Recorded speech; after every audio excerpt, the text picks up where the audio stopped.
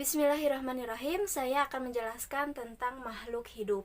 Yang pertama, ada pengertian makhluk hidup. Nah, makhluk hidup merupakan benda-benda hidup yang selain memiliki ciri atau sifat sebagai benda, ia juga memiliki ciri atau sifat yang membedakannya dengan benda mati. Makhluk hidup di alam senantiasa hidup berdampingan satu sama lain.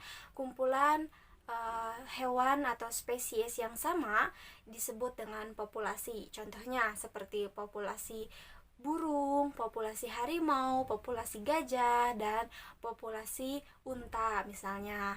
Dan yang kedua yaitu konsep tentang kehidupan. Nah, konsep tentang kehidupan ini tuh ada dua teori. Yang pertama, konsep pandangan abiogenesis yang menyatakan bahwa makhluk hidup itu berasal dari benda mati yang terjadi secara spontan. Tokoh yang pro akan teori ini ialah Aristoteles dan John Nadim. Yang kedua, konsep pandangan biogenesis, yaitu menyatakan bahwa makhluk hidup itu berasal dari makhluk hidup yang mengalami perkembangbiakan. Tokoh yang pro akan teori ini ialah Louis Pasteur III. Baik, selanjutnya yang ketiga, yaitu ada adaptasi makhluk hidup. Nah, adaptasi makhluk hidup ini ada tiga juga. Yang pertama, adaptasi morfologis, adaptasi fisiologis, dan adaptasi perilaku.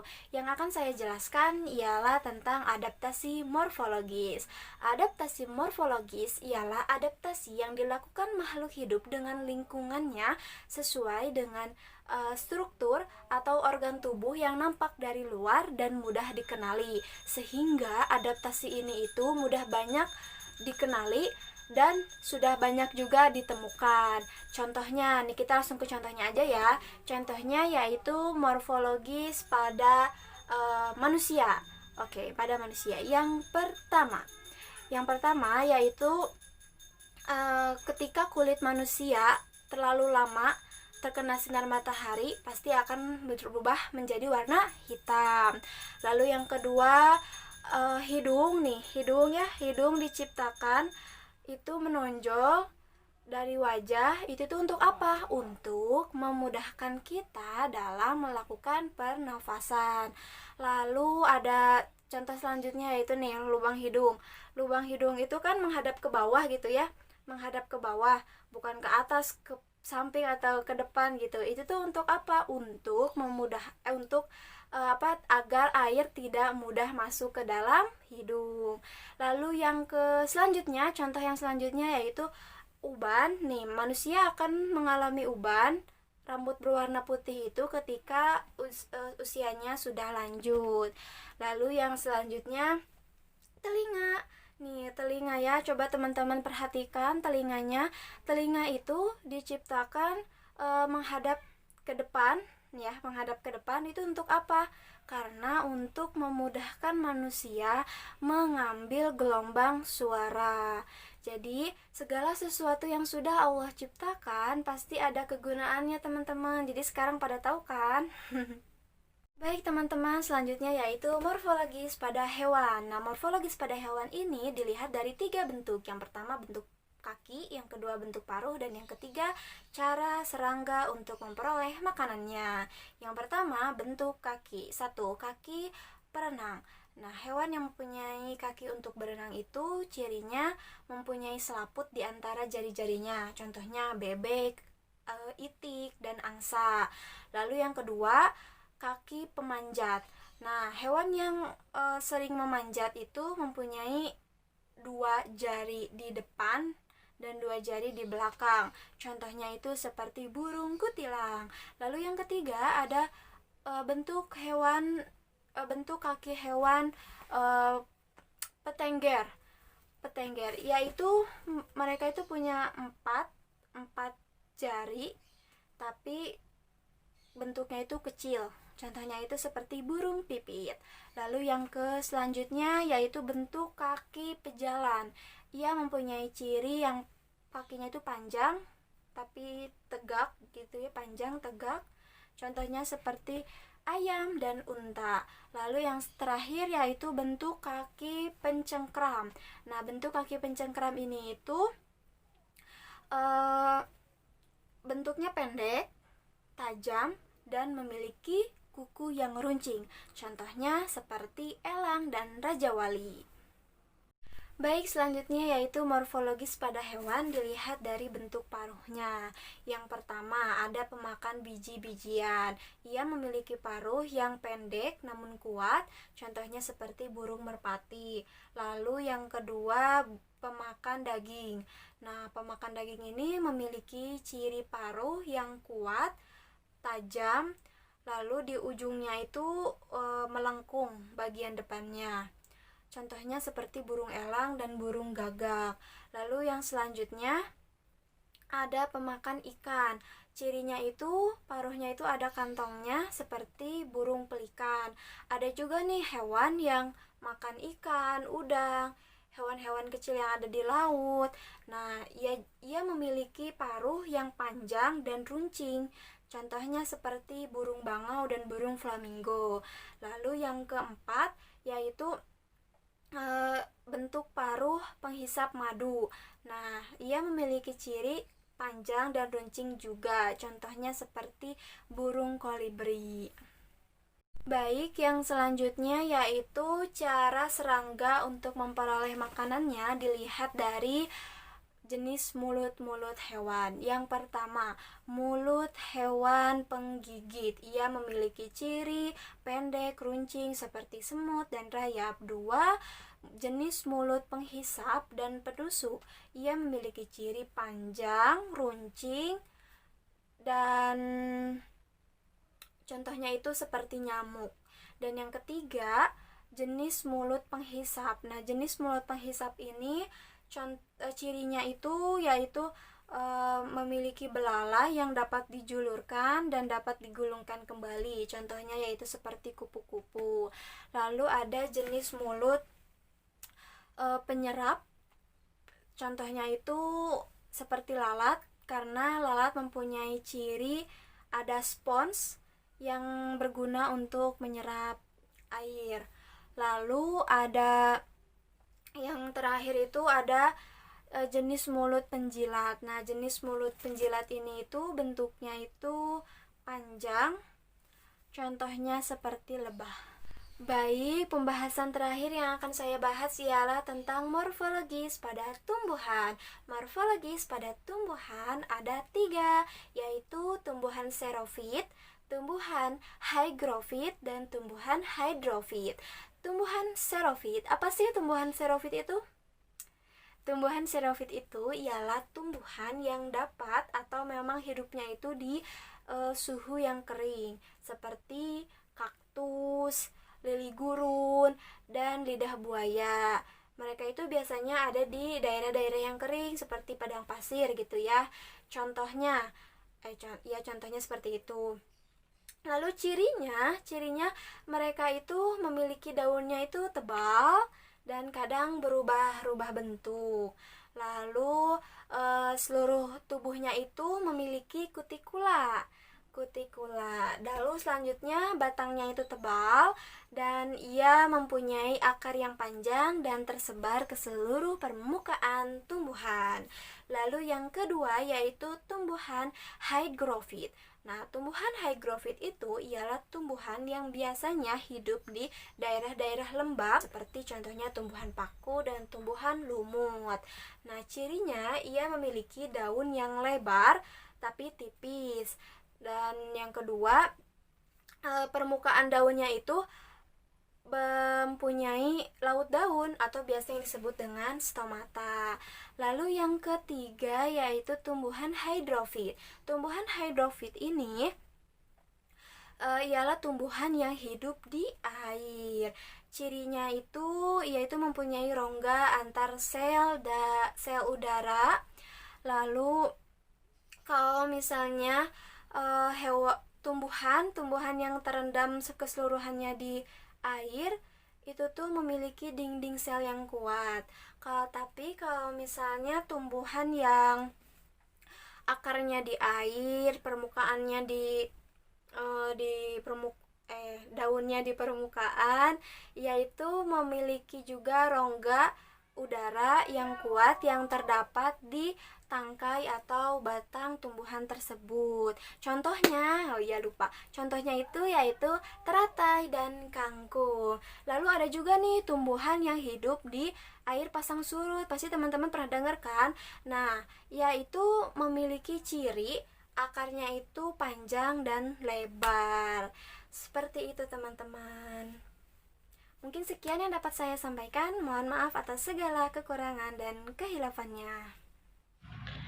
Lalu yang B ada adaptasi fisiologis. Adaptasi fisiologis adalah penyesuaian fungsi fisiologis alat-alat atau organ-organ tubuh terhadap lingkungan. Adaptasi fisiologis pada manusia. Yang pertama, tubuh mengeluarkan keringat ketika suhu tubuh meningkat sebagai pengatur suhu dan membuang zat sisa. Yang kedua, pupil mata akan menyesuaikan dengan tingkat intensitas cahaya yang diterima. Yang ketiga, orang yang tinggal di pegunungan memiliki jumlah hemoglobin yang lebih banyak dibandingkan orang pada umumnya. Lalu, adaptasi fisiologis pada hewan. Yang pertama, perbedaan panjang usus dan enzim pencernaan pada hewan herbivora, karnivora, dan omnivora. Lalu yang kedua, kemampuan ekologis pada kelelawar untuk membantu saat terbang di kegelapan. Yang ketiga, ikan yang hidup di perairan berkadar garam tinggi memiliki urin yang lebih pekat. Lalu yang keempat, cacing mengeluarkan zat kapur untuk menetralkan asam di kerongkongannya. Lalu, adaptasi fisiologis pada tumbuhan. Yang pertama, bunga mengeluarkan bau untuk mengundang serangga untuk membantu penyerbukan. Yang kedua, kantong semar menghasilkan cairan untuk pencernaan serangga yang masuk. Lalu ada adaptasi perilaku. Adaptasi tingkah laku adalah cara penyesuaian makhluk hidup terhadap lingkungannya melalui respon tingkah laku. Yang pertama, adaptasi fisiologis pada manusia, yaitu orang yang menutup telinga jika mendengar guntur atau petir. Yang kedua, mata berkedip ketika terkena debu. Lalu, contoh adaptasi fisiologis pada hewan. Yang pertama, kaki seribu akan menggulungkan badannya jika terkena sentuhan. Yang kedua, bunglon akan berubah warna sesuai dengan lingkungan agar dapat mengelabui musuhnya. 3. Tupai dan kumbang akan berpura-pura mati bila dalam keadaan berbahaya. Lalu yang keempat, kerbau berkumbang ke dalam lumpur untuk menurunkan suhu tubuhnya. Lalu yang kelima, ada cumi-cumi menyemprotkan tintanya jika terkena serangan.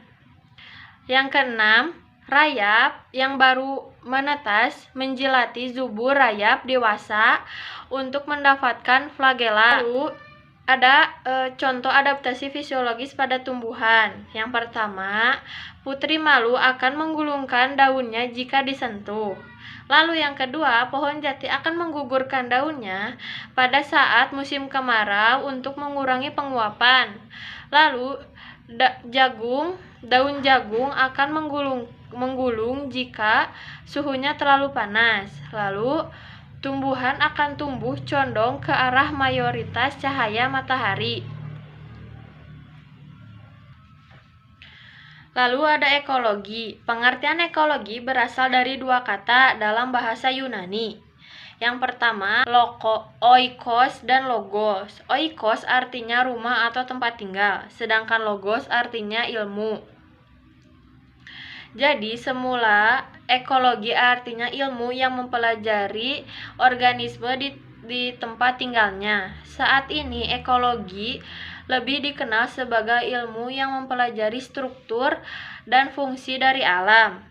Kata ekologi pertama kali diperkenalkan oleh Ernest Haeckel, seorang ahli biologi Jerman pada tahun 1866. Menurutnya, ekologi adalah ilmu yang mempelajari hubungan timbal balik antara organisme dengan lingkungan. Ilmu mempelajari seluk-beluk hubungan antara komponen organik antara anorganik di sekitar lingkungan.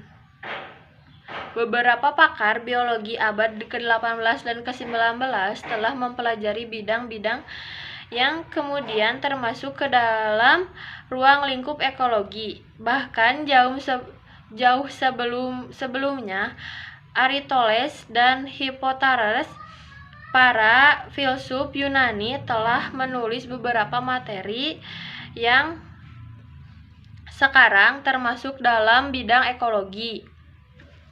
Bismillahirrahmanirrahim. Pada kesempatan kali ini, insya Allah saya akan melanjutkan materi mengenai ekologi.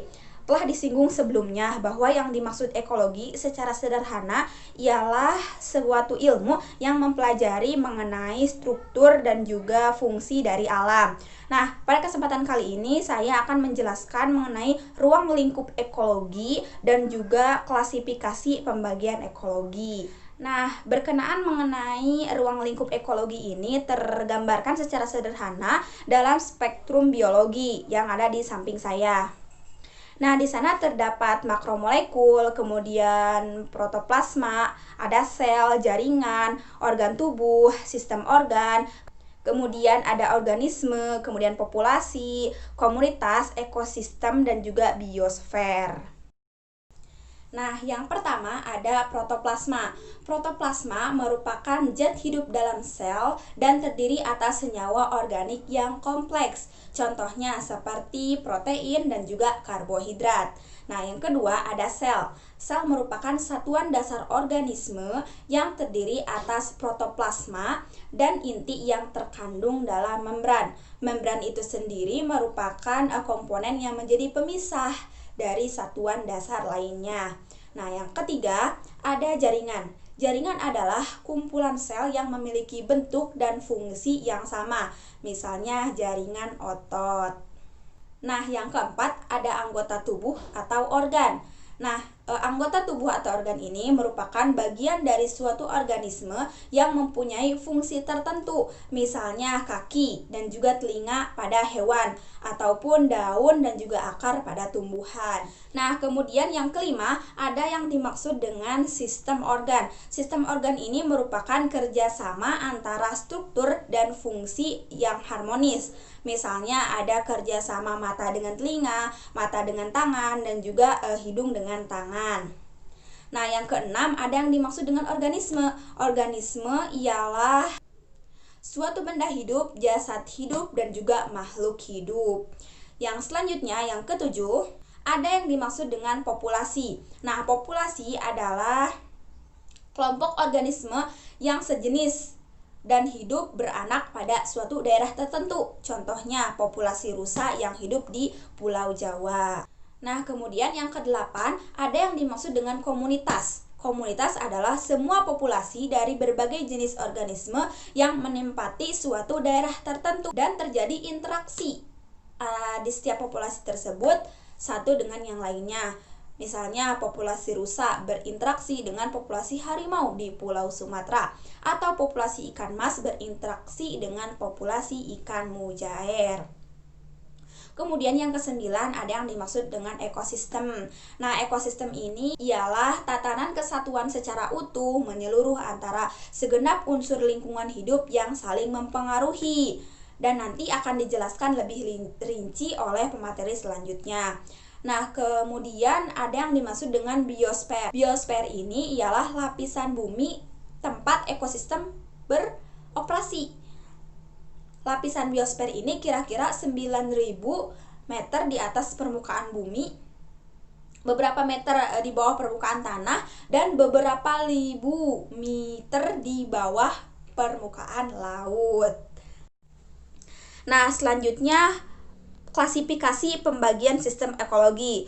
Nah, studi hewan dan juga tumbuhan ini dikelompokkan menjadi dua. Yang pertama ada yang dimaksud dengan autekologi, dan yang kedua ada yang dimaksud dengan sinekologi.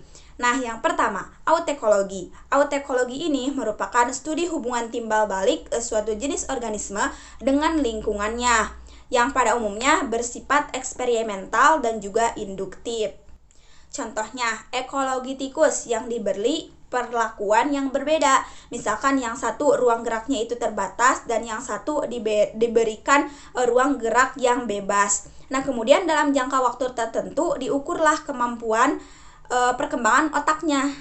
Nah, nanti dibandingkanlah. Nah, yang kedua, yang dimaksud dengan sinekologi merupakan studi kelompok organisme sebagai suatu kesatuan yang lebih bersifat filosofis deduktif dan juga pada umumnya bersifat deskriptif. Nah, contohnya ada ekologi hutan hujan tropis yang mengkaji berbagai jenis tumbuhan yang ada, kemudian populasi masing-masing jenis, kerapatan persatuan luas, fungsi berbagai tumbuhan yang ada, kondisi hutan atau tingkat kerusakan, hubungannya dengan tanah, air, atau kompleks fisik lainnya. Kemudian, di samping dua pengelompokan yang telah tadi disebutkan, nah pengamat lingkungan juga membuat kajian ekologi berdasarkan habitat atau tempat jenis tertentu. Nah, contohnya ekologi padang rumput. Jadi, padang rumput ini merupakan suatu daerah yang ditumbuhi oleh rerumputan seperti alang-alang. Nah, selanjutnya ada juga pengelompokan berdasarkan taksonomi. Taksonomi ini merupakan pengelompokan yang sesuai dengan sistematika makhluk hidup, seperti misalkan ekologi tumbuhan, ekologi hewan, dan yang lain sebagainya. Mungkin itu saja yang dapat saya sampaikan. Terima kasih. Bismillahirrahmanirrahim. Baik, di sini saya akan menjelaskan mengenai ekosistem. Ekosistem terbagi menjadi dua bagian berdasarkan macam habitatnya. Yang pertama ada ekosistem darat. Ekosistem ini dibedakan atas dasar vegetasi yang dominan seperti padang rumput, hutan, gurun, dan juga tundra. Terus yang kedua ada ekosistem akuatik yang dibedakan atas sifat kimia, yaitu kadar garamnya. Ekosistem akuatik terbagi menjadi 3 bagian. Yang pertama, ada ekosistem air tawar yang kadar garamnya sangat rendah seperti danau, rawa, kolam, dan juga sungai. Yang kedua, ada ekosistem marine yang kadar garamnya sangat tinggi seperti laut. Terus yang ketiga, ada ekosistem estuarina, yaitu di mana air tawar bercampur dengan air laut yang membentuk ekosistem estuarina. Keseimbangan suatu ekosistem ini akan terjadi bila komponen-komponennya dalam jumlah yang berimbang. Komponen-komponen ekosistem ini mencangkup faktor abiotik, produsen, konsumen, dan juga dekomposer atau pengurai. Di antara komponen-komponen ekosistem ini terjadilah interaksi yang saling membutuhkan dan saling memberikan apa yang menjadi sumber penghidupannya. Tuhan menciptakan faktor abiotik seperti tanah, udara, air, dan sebagainya untuk mendukung kehidupan tumbuh-tumbuhan sebagai produsen.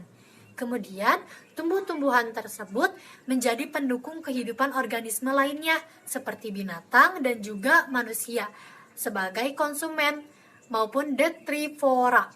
Dan akhirnya, dekomposer atau bakteri dan jamur ini mengembalikan unsur-unsur pembentuk makhluk hidup kembali ke alam lagi menjadi faktor-faktor abiotik. Dan begitu pun seterusnya. Maka itulah proses terjadinya daur ulang materi dan aliran energi di alam secara seimbang. Interaksi antar komponen sistem. Interaksi antar komponen sistem ini menjalin interaksi. Interaksi tersebut terjadi antara komponen abiotik dengan komponen biotik maupun antara komponen yang ada dalam kedua komponen tersebut. Yang pertama, ada interaksi komponen abiotik dengan komponen biotik. Komponen biotik ini banyak dipengaruhi oleh komponen abiotik, begitupun sebaliknya. Tumbuhan sangat bergantung keberadaan dan pertumbuhannya dari tanah, air, udara, tempat hidupnya, cuaca maupun iklim. Jenis tanaman tertentu dapat tumbuh dengan baik pada kondisi tanah tertentu. Sebaliknya, komponen abiotik juga sangat dipengaruhi oleh komponen biotik. Seperti keberadaan tumbuhan mempengaruhi kondisi tanah, air, dan udara di sekitarnya. Kedua, ada interaksi antar komponen abiotik. Di dalam antar komponen abiotik juga saling berinteraksi. Komponen abiotik dapat mempengaruhi komponen abiotik lain secara timbal balik, seperti proses pelapukan batuan yang dipengaruhi oleh cuaca dan iklim. Cuaca dan iklim juga mempengaruhi keberadaan air di suatu wilayah. Kemudian ada suhu udara di suatu tempat dalam kadar tertentu dipengaruhi oleh warna batuan. Kandungan mineral dalam air juga dipengaruhi oleh batuan dan tanah yang dilaluinya. Kemudian ada contoh lain seperti intensitas cahaya matahari yang mengenai suatu perairan meningkat mengakibatkan laju penguapan juga meningkat. Dari peristiwa tersebut, terbentuklah awan yang apabila dalam jumlah yang banyak dapat menghalangi sinar matahari ke bumi, sehingga intensitas cahaya matahari ke bumi berkurang. Di samping itu juga dapat menyebabkan air hujan kembali ke perairan. 3. Ada interaksi antar komponen biotik. Interaksi antar komponen biotik dapat terjadi antar organisme, populasi, maupun komunitas. Yang pertama, ada interaksi antar organisme. Interaksi antar organisme pada umumnya merupakan suatu komunitas yang terdiri atas beberapa populasi, baik tumbuhan maupun hewan.